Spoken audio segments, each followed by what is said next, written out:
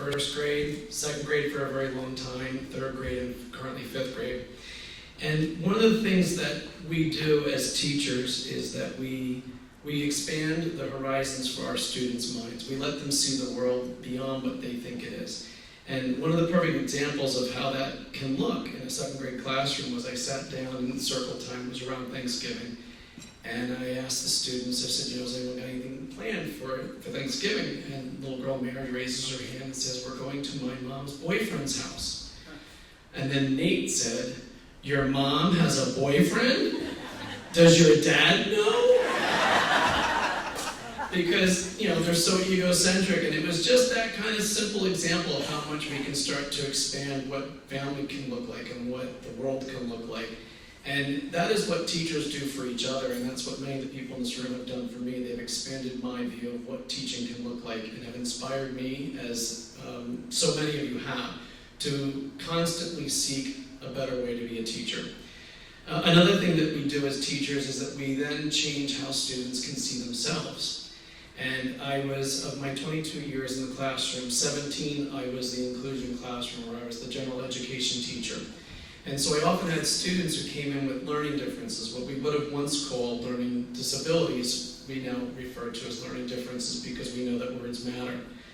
And there's a little girl named, I'll call her Sally, suffered extreme anxiety, and my building was a kindergarten, first and second grade building only.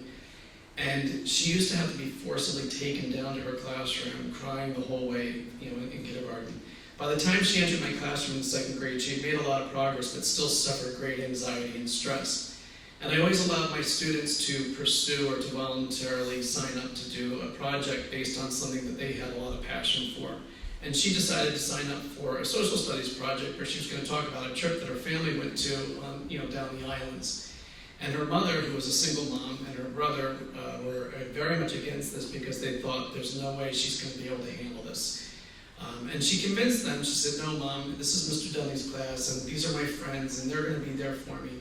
And so the day came where they were presenting, and I invited the families of the children who signed up, and the superintendent and the principal came down. And she got up and she presented beautifully, and she was flawless. And I remember looking back at her brother, who was a middle school student, and her mother, and they were both crying because they had just never realized what she was capable of. And it was getting her family to change how they saw her and how she saw herself as a learner. And that is what I think the teachers have done for me, because I've always been very nervous about this career. I didn't start teaching until I was 37. It was a second career for me. I was inspired by my wife, who was a social worker, and the impact that she was having on children's lives. I've been inspired by Melissa Collins, who I've partnered with for over 10 years and who I consider family. I've been inspired by Monica Washington, who nominated me for this award. And I've been inspired by almost everyone in this room who I personally know. And I am so fortunate and so grateful and lucky to now turn to these 4 people who have already started to inspire me and how quickly we've bonded.